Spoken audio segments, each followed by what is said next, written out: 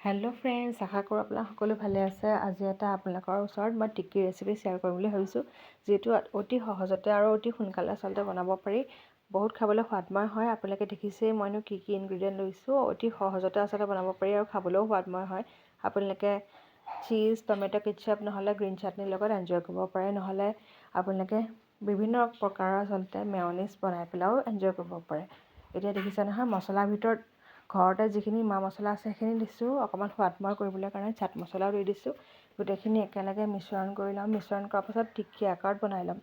আপোনালোকে বিশেষকৈ কাটলেটৰ আকাৰতো বনাব পাৰে। মই গোল গোলকৈ এনেকৈ বনাই লৈছোঁ। অকণমান দেৰি থৈ দিলোঁ আৰু বিশেষকৈ এটা কুকিং টিপছ আপোনালোকক দিছোঁ। সেইটো মই ক'বলৈ গ'লে বেচন অকণমান ব্যৱহাৰ কৰিছোঁ। এতিয়া গোটেইখিনি একেলগে মাখি ল'লোঁ। ইমান যে ৰংটো সুন্দৰ হৈছিলে ক'বলৈ বাকী নাই। আপোনালোকে পিছে টিক্কি বেছি খাই ভাল পায় নে কাবাবকৈ বেছি খাই ভাল পায়, আৰু ভেজ নে নন ভেজ খাই বেছি ভাল পায়, কমেণ্ট ছেকশ্যনত জনাবচোন। বিভিন্ন প্ৰকাৰৰ আচলতে বস্তু বনাব পাৰি।